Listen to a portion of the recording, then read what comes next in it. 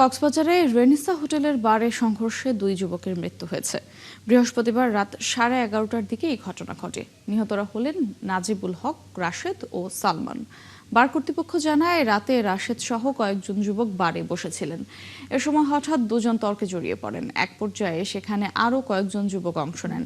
তারা রাশেদকে এলোপাতাড়ি ছুরিকাঘাত করে জখম করে। গুরুতর আহত অবস্থায় তাকে হাসপাতালে নিলে চিকিৎসক মৃত ঘোষণা করেন। এদিকে ঘটনার পরপরই রাশেদকে হত্যার অভিযোগে সালমান নামের এক যুবককে মারধর করে প্রতিপক্ষের লোকজন।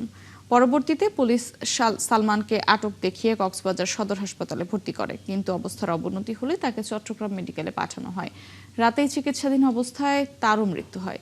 অতিরিক্ত পুলিশ সুপার ওহিদুল ইসলাম জানিয়েছেন, অনুমোদনবিহীনভাবে মদের বারটি চালানো হচ্ছিল, আর এই ঘটনায় জড়িতদের আটকে অভিযান শুরু হয়েছে।